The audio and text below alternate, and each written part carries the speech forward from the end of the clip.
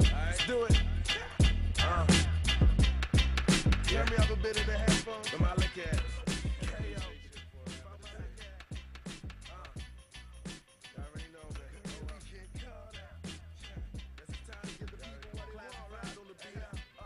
Lose, shall we lie? Yeah.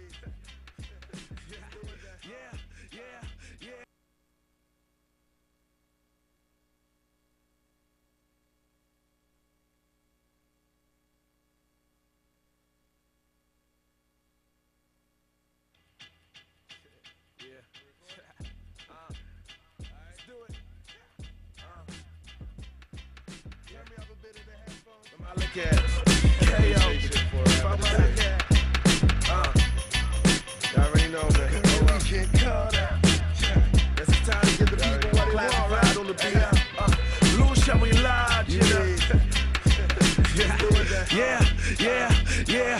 I am the revolution of rap, the new era. Greetings, y'all can call me Kayo Guevara. I live life for the sake of just doing it. Big ship in the sea, y'all tuna fish. Shout out to the hooligans, rebels in the back of the class. Really not concerned about your labs or your math. I recall in high school, teacher said I wouldn't pass. Now my resume, run a couple labs, trying their ass was just a sick team with big dreams of big schemes.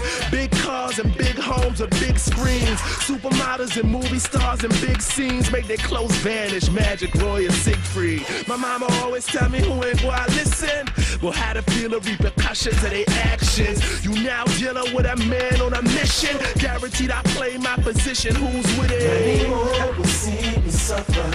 Many more will see me rise. And my mama always told me that who can't hear that one, who can't hear that one feel. My mama told me, my mama told me, my mama told me, who can't hear that one feel. My mama told me, my mama told me, my mama told me, who can't hear that one feel.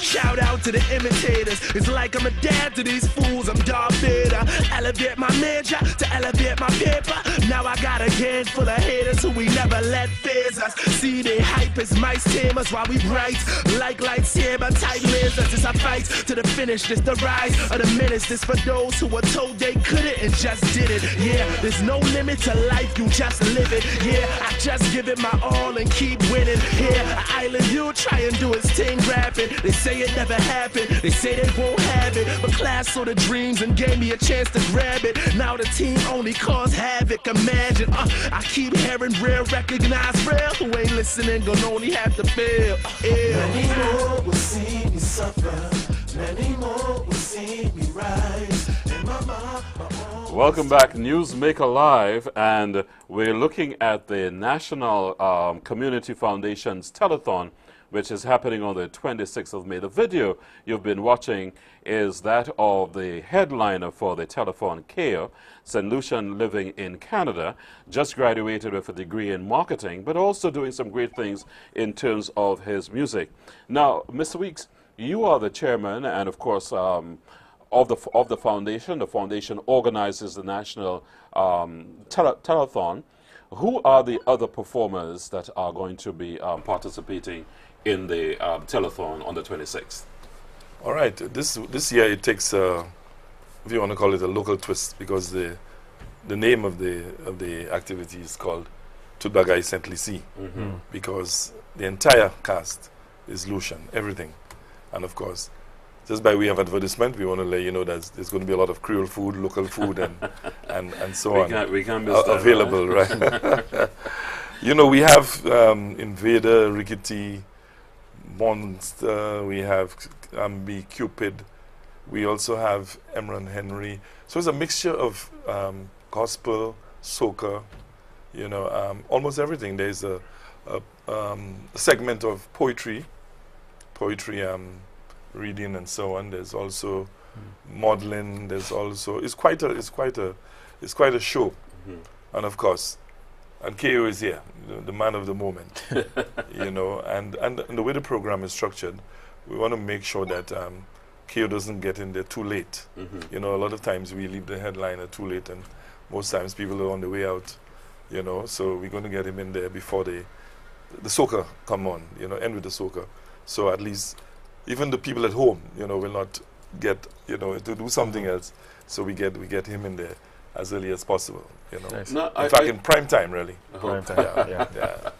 I don't think you've had an artist, like Kayo before, and that will definitely be appealing to a certain segment of our community, people who love hip hop. Is hip hop your only kind of specialty area? I would say it's primarily what I do, great. But I tend to delve into other genres in terms, like I like to incorporate reggae, a little bit of R&B and things of that nature into my music. It's a lot more, I'd say, melodic and appeasing to the ears, so to speak. Now, the question I think that a lot of young persons would want, at least just looking at our program tonight, and I'm sure you will get a few calls from persons who are wondering, how can I get some of what Kayo has gotten? How do I get that? How does it happen for me? I really don't.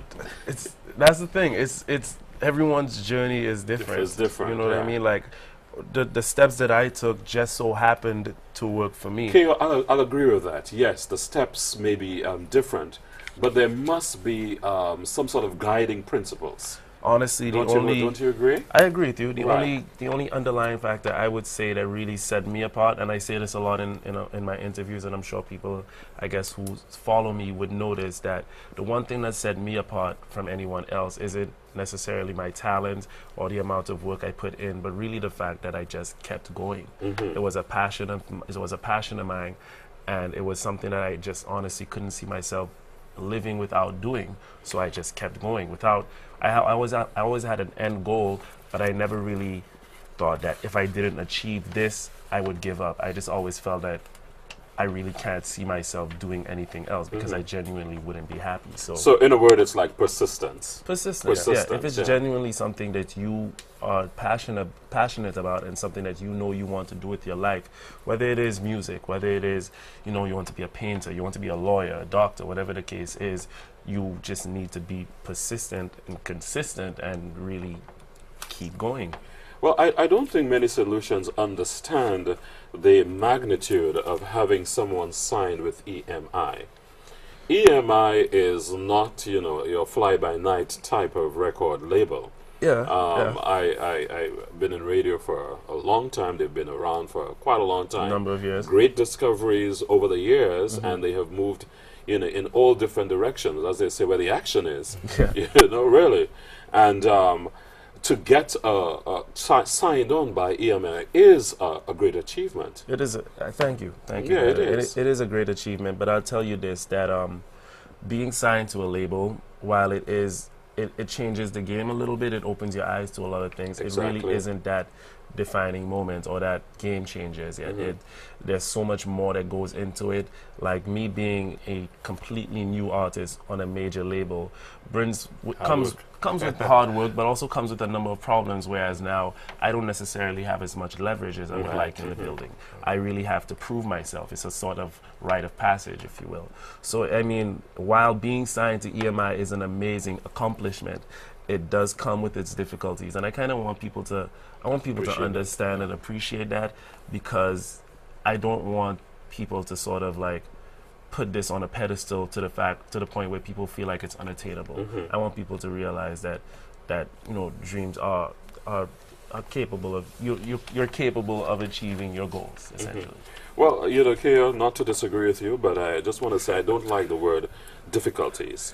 I prefer challenges. Yeah, because I mean, like anything else, it is going to come with certain conditions, right? And it's up to you to decide, as you say, make the right steps, and you can certainly decide, where you move. Certainly. But nonetheless, it has happened, and I think that a lot of people can learn from you as to how something like that can continue for other solutions.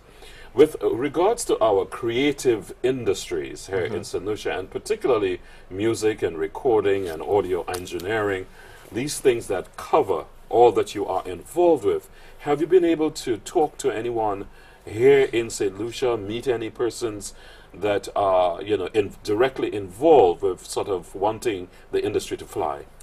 Well, actually, it's interesting that you pose that question, because something similar to that is another, brainchild that I've been working on in collaboration with a few very talented, like-minded individuals in St. Lucia.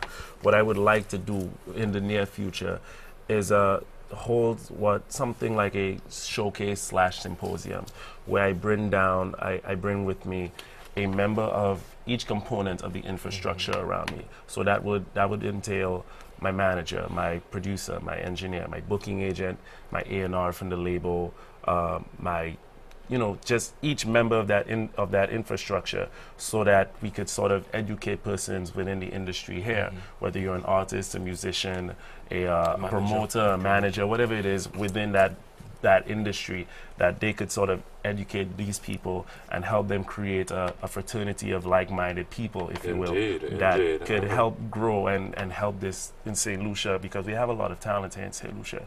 What we lack is sort of the infrastructure and the just the business side of things, and the stability and the organization that I think, hopefully, I could help people in that regard with that brainchild. I think this is something that will be most welcome, because we do not have anything called an industry. We use the word very loosely, but the experts have said that you need 5 conditions for an industry to exist. The enabling legislation, where you can provide the necessary standardizations or standards.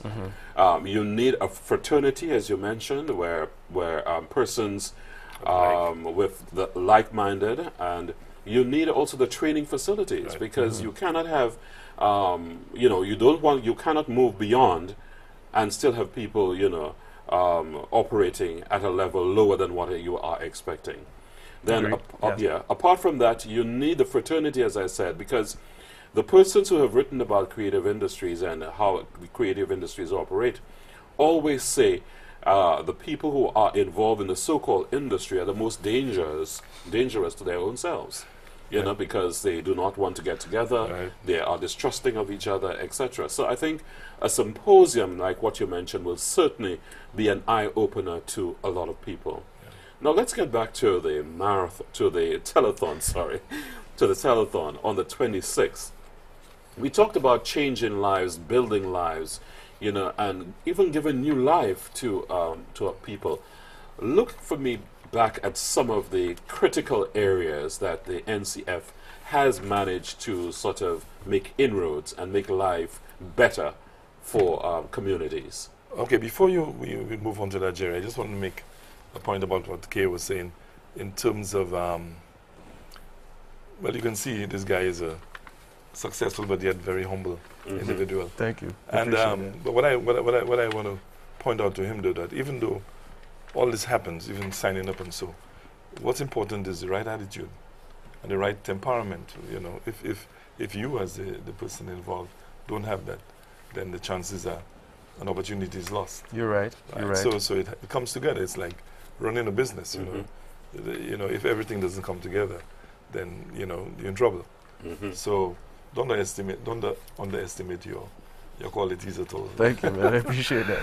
All right, get back to you, Jerry. The whole question of the NCF, like I was saying to you, the 7 major areas, or focus areas we call it, are the youth at risk, right? The older persons, the disadvantaged children, which is the scholarship program, right? Which is one of the more popular ones.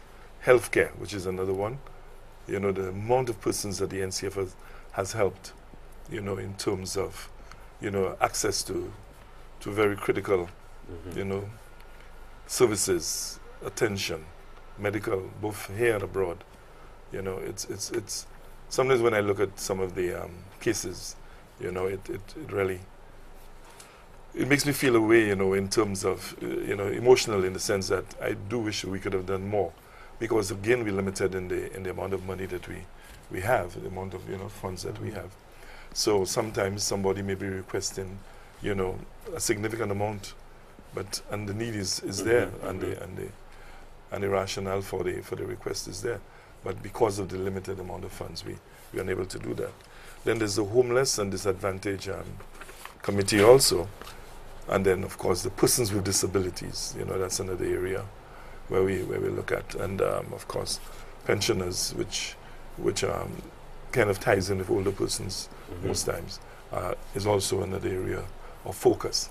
So if you look at these 7 areas are all crucial, and they impact almost somebody or somebody's family or somebody's brother or somebody's sister or somebody's wife or something. Everybody is involved. So that's why the appeal goes out to everybody in the community. And we at the NCF, we always say, it doesn't matter how small it is. You know, don't think because you don't have, you know, $2,000 or $1,000, you can pledge. You know, you can pledge $20. You can pledge, you know, a monthly deduction from your salaries, your wages, anything that will, you know, make a contribution to the program. So are you working in conjunction, let's say, with other community-related organizations in the dispensation of your services? In our services, yes. And that's where the synergies come into play. And I always say that a lot of that should happen more, because a lot of times we work too much in isolation of each other. But I think in the NCF we have had to reach out. We reach out to a lot of other organizations who have needs, you know, and that in itself, you know, makes it important for us to appreciate, you know, the gesture of anybody who decides to be charitable and donate to the organization. I'm sure the private sector plays a crucial role in all this. Oh yes. Do you get support? Yes, we do. We do. And as a matter of fact, at the launching of the telephone, we had some of our major sponsors and also donors who came on, you know, and have started the process, like Consolidated Foods. You know, we have Bank of First National Bank of St. Lucia. We have also the Lime, of course, which not only donates funds but also the whole infrastructure for the telephone is subsidized by them. All the telephones, all the lines, and everything. So we have the kind of support we need from the corporate world, the corporate sector. But of course, that's never enough. You know, and we always ask that, you know, sometimes when we see the check, we ask if you can put another zero at the end, because you know it becomes challenging a lot for us, because when we see the need out there, we need to get those funds in. Now, notwithstanding your cooperation with other community-related organizations, don't you think that you're sort of taking away from some of them in some of the work that you have mentioned there, or duplicating some of the work that they are doing? Not really. As a matter of fact, I think it's more complementing than anything else. You know, there's a level of complementarity there, because what they do, for instance, if let's take a simple example, like, and at the launch of the telephone, we had a representative of the St. Lucia Blind Welfare Association, you know, giving some words of support. Now you may think, well, what would the NCF be involved with the St. Lucia Blind Welfare Association for? But in truth and in fact, we have funded some of their programs, you know, because of their specific needs, you know, and maybe the funding was not accessible any other place but through the NCF. And so there's a level of complementarity more than competition. Competition. Yeah. Right. Yeah. Now, Kayo, I know, as we have mentioned, there are several artists who are going to be on the sharing the stage with you at one point or the other for the telethon. What is your message to St. Lucian artists at this time, or what would you like to share with them at this time? Like in terms of what, advice or something? Yes, like that? right, yeah. It's interesting. Oh, rather, okay, let me put this. Rather than the artists, let's look at the public. Okay. Your message to the public in terms of supporting Especially an event like this. Okay, well, I mean, especially young people. yeah, I mean, first and foremost, I mean, it goes without saying that this is an amazing cause that the NCF, this is an amazing initiative that the NCF is trying to put on. And I mean, with that in itself, it should be a reason for people to support. I truly hope that people do as a result of this. But to have so many amazing musicians and artists and so many different things going on in the food, and it's just a good vibe. It's a great event that I think, you know, people shouldn't have to feel like they need to support, but they want to support. You know what I mean? I think at my count, 28 artists will be performing for the length of the telephone. And that does not include the bands. You know, we have some bands there, you know, like Fourth World and you know, and your band is here too, right? Yeah. So there are a number of bands too, Jerry, not only the individual and I must say something for the media fraternity, because I noticed quite a lot of names are down on the list, acting as DJs and MCs for the telephone, as they have always done. Roughly about 10 media persons will be involved, and we also have anchors in studio who will be encouraging persons via with the pledges. And yes, so. exactly. So quite a lot of persons are putting their assistance together so that we can get as much as possible from the St. Lucian public. Now, I think we're about to take another break, but one of the things I'd like to say is when we come back, our calls, we will be taking our calls. We have Kayo here with us. We also have Mr. Martin Weeks, and please feel free to ask any questions, whether you are an artist interested in, feeding off the success so far of Kayo, or wanting at some other stage to sort of assist the National Community Foundation in its work. Please call us here. The number will appear when we return. Thank you.